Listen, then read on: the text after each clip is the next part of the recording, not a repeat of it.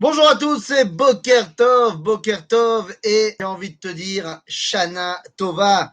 Bah oui, Shana Tova, ça y est, on est rentré dans cette nouvelle année de Tavshin Pe Aleph, Opa 5781, et on ne peut que souhaiter, et je vous donc souhaite que ce soit une année extraordinaire, que ce soit une année pleine de brachot, que tous les problèmes qu'on a vécus en 5780 eh bien, disparaissent et pas qu'on retrouve ce qu'on avait avant, mais qu'on s'élève encore plus que ce qu'on avait avant et que très très très vite, eh bien, on puisse se retrouver en chair et en os pour continuer à approfondir, à étudier la Torah ensemble. Donc, Shana Tova à tout le monde, évidemment, et on souhaite retrouver les paroles du Khatam Sofer se réalisant, à savoir que cette année sera sous le signe de Me'ashpot, qui Me'ashpot Yarim Evion, et que donc Ashpot, c'est-à-dire Tafshin Pe Aleph, ce sont les initiales à l'envers du mot Ashpot, et donc eh bien on va remonter et ça sera sympa. Mais non, je te fais pas la tête. Je te réponds après le cours. Tu sais quoi? Je te réponds après le cours. Je t'ai déjà envoyé le cours d'hier, donc c'est déjà pas mal. Donc, mardi matin, Boker Tov, et donc on a l'habitude le mardi d'étudier Pirkei Avot. Donc c'est parti. On revient dans notre étude de Masechet Avot. On est toujours au chapitre 1, Mishnah Yud Zain. On est à l'avant-dernière Mishnah donc du chapitre 1, et c'est parti. Shimon Beno Omer. Alors, Shimon Beno, c'est qui? Beno shel mi?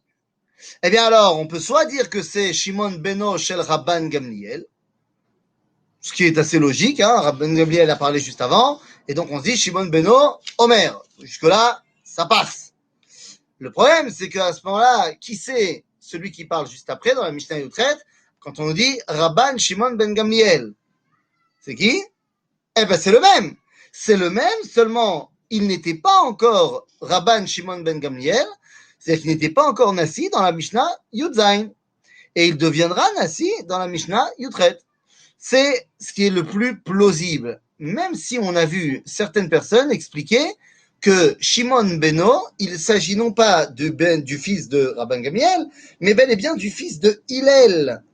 De Hillel Azaken. Hillel Azaken a eu un fils. Et oui, il s'appelait Shimon Ben Hillel. Et donc, à ce moment-là, eh bien, ça nous permettrait d'avoir un enseignement, sinon on n'en a pas du tout, de Shimon Ben Hillel. Il semblerait quand même que, concrètement, il soit plus logique de dire que ce soit le fils de Rabban Gamliel. Donc, nous, c'est ce qu'on va adapter. Donc, Shimon Beno Omer. Kol yamai gadalti ben achachamim. Mazé. Toute ma vie, j'ai vécu entre les rabbins. Gadalti ben achachamim. Gadalti etzel achachamim. J'ai étudié chez les rabbins. Ça veut dire entre les rabbins. Eh bien, n'oublions pas que Shimon ben Rabban Gamliel vit une époque terriblement tourmentée. Et oui, car s'il s'agit de Shimon ben Oshel Hillel, mais à l'époque de Rabban Gamliel et surtout de son fils, eh bien, c'est à comment Betor Chassach. Alex, pas compris. Pas compris ce que tu as dit. Non, mais la période de Rabban Gamliel et de son fils est une période très, très compliquée au niveau de l'étude de la Torah. Pourquoi? Eh bien, parce que c'est l'époque où vont véritablement être. Alors, non, justement, il n'a pas vécu au milieu des rabbins. On nous dit Ben Chachamim. C'est-à-dire que Yesh Chachamim po, Yesh Chachamim sham, Ve'ani au milieu. Et donc, comme je disais, nous sommes dans une époque très tourmentée au niveau de la Torah, puisque c'est l'époque phare, l'époque si des machlokot entre ce qu'on appelle Bet Hillel et Bet Shammai. Et oui, et là, il va falloir rentrer dans le vif du sujet, il va falloir rentrer dans la profondeur de ce qui est en train de se passer là. Il se joue quelque chose de fondamental. Jusqu'à Hillel et Shammai, il n'y a pratiquement pas de machlokot dans le peuple juif. Pratiquement pas. Il y a eu une marloquette, je l'ai déjà dit, à l'époque de Yosef ben Yoézer et Yosef ben Yochanan. Ça, c'était la première machloket qui n'a pas été tranchée. Machloket Smicha Beyom Tov. Et ensuite, sous l'égide de Hillel et Shammai, se sont rajoutés 3 voire 4 machlokot. Mais c'est pas grand-chose. T'imagines 5 machlokot dans tout le peuple juif. Baktana. À partir de Beth Hillel et Beth Shammai, eh bien là, on va avoir des machlokot à profusion. On va avoir des machlokot pour tout. Et ça commence à poser un vrai problème. Pourquoi est-ce que ça commence à poser un vrai problème? Eh bien, parce que la machloket, certes, si elle est l'Eshem Shamaim, Sofa Leit Kayem, tout ça, on a déjà étudié. Mais la machloket en soi montre que finalement, il n'y a pas d'harmonie dans ma relation avec Dieu. Qu'est-ce que ça veut dire une machloket? Pourquoi est-ce qu'avant, il n'y en avait pas? Ben avant, ça veut dire que tous les rabbins étaient d'accord. Mais c'est juste que lorsqu'on n'était pas d'accord, eh bien, on tranchait. Ça veut dire quoi, on tranchait? Eh bien, on fait un vote au Sanhedrin et la majorité, ben, elle l'emporte et c'est ça la halakha. Mais non, attention! Ça veut dire quoi, c'est ça la halakha? Ça veut dire que moi, j'étais dans la vie inverse. C'est-à-dire, je donne un exemple. Je donne un exemple bateau. Moi, je pense que si je veux me faire un thé Shabbat, eh bien, je peux prendre de l'eau qui est sur le feu et le mettre dans une tasse avec le thé. Irouï Klirishon, moutard.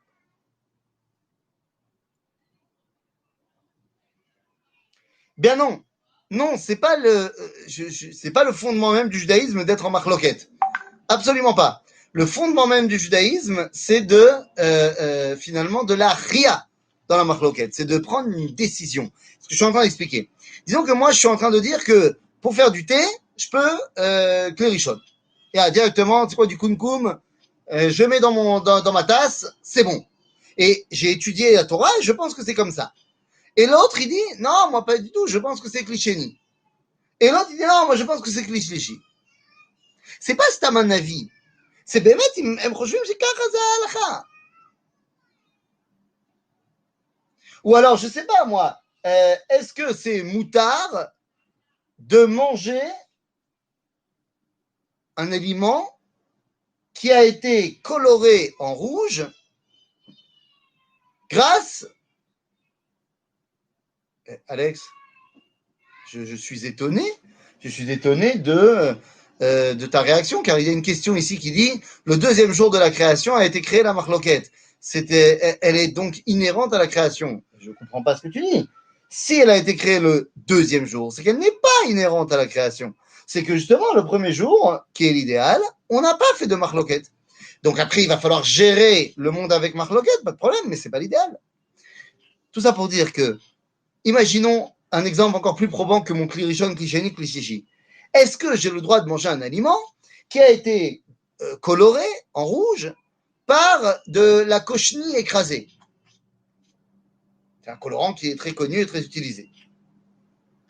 Il y a des rabbins qui disent moutard, et il y a des rabbins qui disent assour.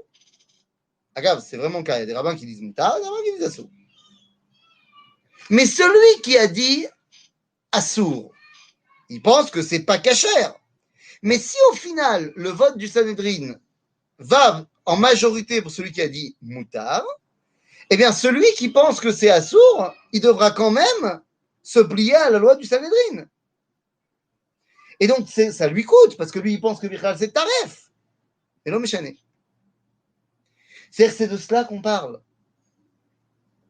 Et il ne s'agit pas de Yodim Shem Ta'ou. Il y a des gens, des fois, on sait que le Sanhedrin, il s'est planté. On a des arguments, on a des preuves que le Sanhedrin n'avait pas, et on sait qu'il s'est trompé. Moi, je ne parle pas de ça. Je parle qu'il y a eu 2 avis différents. Il y en a un qui a été tranché, un qui a été tranché. Et donc, ça veut dire quoi? Ça veut dire qu'au final, lorsqu'on a tranché et qu'on a des possèques la halakha, on a été possèques la halakha. Et donc, le fait d'après ne plus être en machloket permet d'avoir une harmonie dans ma relation avec Dieu par l'intermédiaire de ce que je fais au quotidien. En d'autres termes, lorsque il n'y a pas de machlokot ouverte, mais que les différents litiges ont été tranchés, eh bien, il y a une plénitude dans ma rencontre avec Dieu. Eh oui, il y a par exemple dans la grande marloquette sur le lait chamour ou le lait pas chamour, le Rabbi Rayatz, le 6e rabbi de Chabad, il dit que de manger du lait pas chamour, ça amène des sfekot dans la émouna, des doutes dans la émouna. En fait, il n'a pas inventé ça. D'après la Torah Kabbalah, quand tu manges un aliment pas kasher, ça amène des sfekot dans la émouna. Et donc la question pour le lait chamour ou pas chamour est de savoir, mais est-ce qu'il s'agit d'un aliment pas kasher ou kasher? Si c'est un aliment pas kasher, ça amène des sfekot dans la émouna. Si c'est un aliment qui a été tranché halachiquement parlant comme étant kasher, ça amène pas de sfekot dans la émouna. Donc si vous voulez, la prise de décision qu'il faut trancher la halakha, c'est fondamental. Alors aujourd'hui, on a réglé le problème en micro et pas en macro. Comment on a réglé le problème en micro? C'est pas shoot. En micro, on a le rabbin de la communauté. Le rabbin de la communauté, c'est lui qui tranche la halakha pour sa communauté. Voilà. Il n'y a plus de débat. Il y a une question qui s'est levée. Boum, le rabbin il est venu et il a tranché la halakha. Metsuyan. Donc au niveau de la communauté, on a réglé le problème. Mais malheureusement, on n'a pas réglé le problème au niveau du klal Israël. Et c'est pour ça qu'aujourd'hui, eh bien, on a un vrai problème d'union au sein du peuple juif, pas seulement au niveau des idées, mais également au niveau de la marloquette. Difficile de comprendre ta conception, si tel était le cas, il est donc inutile d'étudier la Gemara, vaut mieux se focaliser sur le Shulchan Aruch. Mais pourquoi donc? Pourquoi est-ce que tu dis ça? Tu dis ça comme si le Shulchan Aruch avait été la Psikat Halacha qui a été acceptée par tout le peuple juif, ce qui est complètement faux. C'est ce que voulait faire le Shulchan Aruch. Agav, pourquoi tu me dis le Shulchan Aruch? Le Rambam, avant le Shulchan Aruch, bien avant, le Rambam, il y a 900 ans, va écrire son Mishneh Torah. Et il écrit lui-même dans l'introduction de son Mishneh Torah. Pourquoi il écrit le livre? Comme ça, les gens, ils n'auront plus besoin d'aller regarder la Gemara.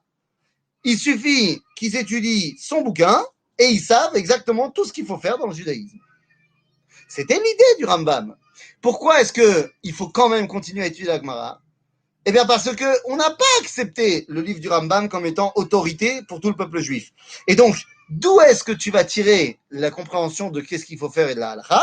Eh bien du Talmud. Dans la mesure où le Talmud est le dernier livre qui a été accepté comme autorité pour tout le peuple juif, eh bien on va devoir étudier le Talmud pour voir si on est d'accord avec le Rambam, d'accord avec le Shulchan Aruch ou pas d'accord. Tu connais quelqu'un qui remet en question le Shulchan Aruch? Bah oui, les Ashkénazes. Je ne sais pas si tu as entendu parler, hein, ils ne sont pas nombreux, hein, ils ne sont que 60% du judaïsme. Les Ashkenazim, mon ami, ne suivent pas le Shulchan Aruch. Peut-être que je te fais un ridouche, mais les Ashkenazim suivent le Réma, Rabbi Moshe Isserles, et ne suivent pas le Shulchan Aruch. Malasot. Maintenant, ben voilà. Donc, je vais aller plus loin. Chez les Sfaradim eux-mêmes, il y en a plein qui ne suivent pas le Shulchan Aruch. Par exemple, les Nord-Africains ne suivent pas du tout aveuglément le Shulchan Aruch. De la même façon, même le Rav Ovadia Yosef, qui dit que le Shulchan Aruch doit être le Maradat Raderet Israël et qu'il faut suivre le Horaot Maran, même lui, il y a plein d'endroits où il ne suit pas le Shulchan Aruch. Et chez les Ashkenazim, tout le monde ne suit pas le Réma. Il y a d'autres commentateurs et il y a d'autres poskim qui ont été suivis. Donc, Ein Malaasot. Tout le monde ne suit pas le Shulchan Aruch. D'ailleurs, j'aimerais bien, toi, que tu me donnes un seul juif, un seul, que tu connais pas, l'homme chané, qui fait ce que le Shulchan Aruch dit qu'il faut faire pour le Netilat Yadayim d'avant le pain. Parce que d'après le Shulchan Aruch, Netilat Yadayim d'avant de manger du pain, c'est tu te laves les mains, tu fais la bracha, tu te relaves les mains et ensuite tu manges. Il n'y a personne qui fait ça. Zéro juif fait ça. Donc tu vois bien que tout le monde n'a pas accepté le Shulchan Aruch à 100%. Bien sûr, il faut l'étudier. Même les Ashkenazim, ils étudient le Shulchan Aruch. Parce qu'il sert de base de compréhension, qui est une base quand même sérieuse. Donc bien sûr qu'on va continuer à étudier le Shulchan Aruch, mais tu continues à étudier ça, et ça, et ça, et ça, pour au final essayer de comprendre et de te faire une idée. Le rabbin dans sa communauté, le possèque dans sa communauté, il va se faire une idée et il va être possèque. Malheureusement, ça réglera le problème qu'au niveau micro dans sa communauté et pas au niveau du peuple juif. Il faut donc qu'on espère revenir à l'époque du Sanhédrin. Il faut reconstruire le Sanhédrin. Le Sanhédrin nous permettra de nouveau avoir un corps qui peut trancher pour tout le peuple juif. Et à ce moment-là, il n'y aura plus de machlokot. Zéou. Et même si tu n'es pas d'accord, eh ben, tu fais comme dans la communauté, même si tu n'es pas d'accord, eh bien, tu fais ce que le rabbin il a été possèque. En malasot. Ok? On n'a pas le droit d'être en marloquette avec le rabbin de la communauté sur la décision halachique. Moi, je me souviens très très fort, une année, je n'étais pas encore le rabbin de ma communauté, et le rabbin qui était le rabbin de la communauté de l'époque, arrive Yom HaAtzmaut, il a dit qu'il ne fallait pas dire le Hallel. Et je me rappelle que ça m'a énervé, moi j'étais jeune et tout, j'ai dit « Oh, bah putain, il faut dire le Hallel et tout », et j'ai fait un scandale dans la choupe. Après la fête, j'ai été voir le Rav Cherki et je lui ai dit, je lui ai raconté l'histoire. J'ai dit, regardez comment je me suis bien battu pour le Hallel et tout, machin. Il m'a dit, Avarta Avera. Tu as transgressé la Torah.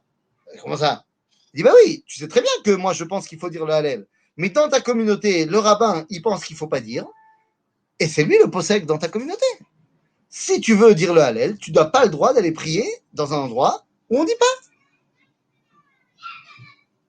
Donc, la dimension de Sanhédrin pour pouvoir unir la halakha, elle est fondamentale. Alors, quand est-ce qu'on va reconstruire le Sanhédrin en Botaï? Le Rav Kook, lorsqu'il a construit la Rabbanout Arachit l'Israël, l'objectif était bel et bien qu'un jour ou l'autre, ça devienne le Sanhédrin. Bon, le problème, c'est que ça a moyen marché. Et pourquoi ça ne marche pas? Pourquoi est-ce qu'il n'y a pas de Sanhédrin aujourd'hui? Eh bien, comment te dire? C'est un peu à cause de l'ego des rabbins. Le Rambam, dans les lois sur le Sanhédrin, nous dit qu'on peut refaire le Sanhédrin. A priori, il y a un problème. Le problème, il est que pour avoir le Sanhédrin, il nous faut 70 smouchin. C'est quoi smouchin? Ce sont des rabbins qui ont reçu la smicha, c'est-à-dire qui ont reçu leur ordonnance rabbinique de quelqu'un qui lui-même l'a reçu, de quelqu'un qui lui-même l'a reçu, qui l'a reçu de Moshe Rabbeinu, qui avait donné la formation à Yehoshua. Le problème, c'est que la smicha a été annulée durant l'Empire byzantin, les Byzantins ne nous laissant plus le faire. Donc, on n'a plus de smicha. Seulement, le Rambam dans Ilchot Sanhédrin nous dit qu'on peut lechadesh et smicha, on peut remettre en place la smicha. Comment? Eh bien, dit le Rambam, il faut que tous les rabbins d'Eretz Israël s'unissent. Alors, c'est pas clair dans le Rambam, est-ce que c'est tous les rabbins de Eretz Israël ou du peuple d'Israël? L'Obaro, il faut qu'ils s'unissent et disent de l'un d'entre eux, c'est lui le patron. Et à ce moment-là, ça lui confère le statut de Samour, et il peut lui-même donner la smicha à encore 69 autres, 70 autres. Comme ça, on a un Sanhédrin de 71, et yallah, c'est parti. Donc il faut simplement, pour qu'on refasse le Sanhédrin, que tous les rabbins aujourd'hui s'accordent pour dire que l'un d'entre eux, c'est lui le patron. Donc autant dire que ça va arriver très bientôt, j'imagine. Et donc nous dit Shimon Beno, Kol yamai gadalti ben achachamim, ben Bet Hillel, ou ben Bet Shammai. Nous. Et donc dans ces cas-là, pourquoi est-ce qu'il est le fils? Soit il est le fils de Hillel, soit il est l'arrière-petit-fils de Hillel. Donc dans tous les cas, lui, il fait partie de l'équipe de Bet Hillel.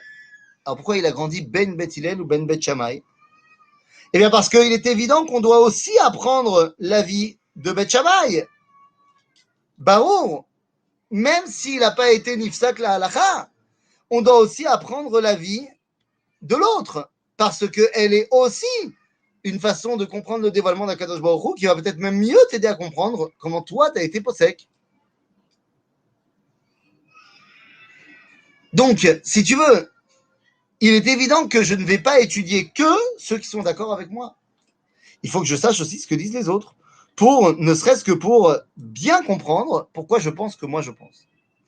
Donc, Shimon Beno, il étudie aussi les Dvarim de Bet Shammai, seulement. Quand il est au stade de l'étude, alors il te dit, Kol yamal gadati ben chachamim, velo matzati la guf tov ella shtika. Il y a un moment donné dans l'étude, il faut savoir se taire. Lo miyad. Non, arrête. Calme-toi.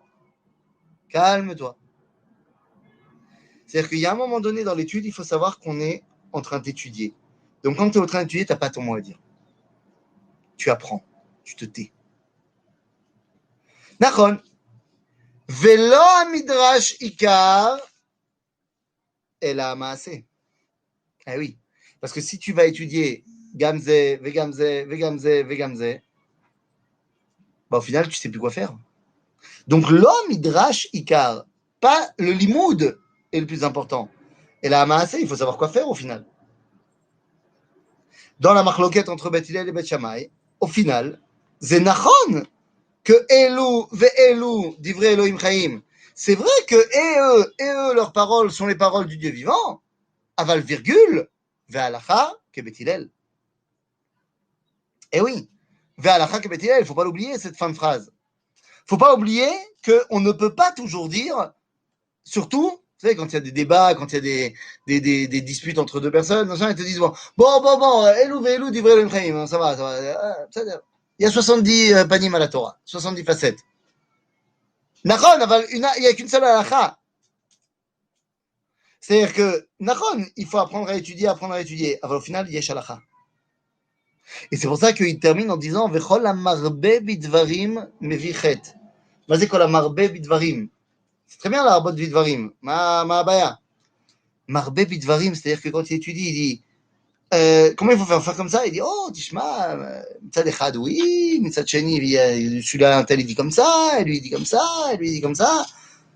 Genre, tout le temps, tu amènes toutes les svarot et t'es pas machria. Et ça, c'est un vrai problème. Quand tu amènes tous les avis, mais que tu ne donnes pas, au final, tu tranches pas, à ta mevichet. Parce que le mec, au final, il va se faire son avis, et puis peut-être qu'il va prendre sur lui de décider l'avis qui a été rejeté par la halakha. Et donc, kol amarbe bidvarim, velo machria, et il n'est pas posek, ou mevichet. Tu te dois, quand on te demande la halakha, de dire, ok, il y a plusieurs avis, mais halakha le maaseh, kacha. C'est chashuv. Par exemple, lorsque tous les jours, tous les matins, j'envoie les 3 minutes là de halakha yomit sur Ilchot Shabbat, vous croyez vraiment que tout le monde est d'accord avec ce que je dis? Vous croyez vraiment que lorsque je dis ça c'est moutar, ça c'est... tout le monde est d'accord? Bevadaï shelo. Mais ça, c'est ce que moi, d'après tous les avis, je suis possède pour ma communauté. Parmi tous les avis, il y a des avis qui interdisent ce que moi j'ai permis. Et il y a des avis qui permettent ce que moi j'ai interdit. Mais pour ma communauté, voilà ce que je suis possède. Ça veut dire qu'en général, j'amène plusieurs avis, mais je dis, mais au final, zé moutar, faisait mumlat, faisait assour, faisait kacha. C'est-à-dire que tu ne peux pas te contenter d'être marbé bidvarim, il faut également que tu sois possède la halakha des dvarim. À bientôt les amis!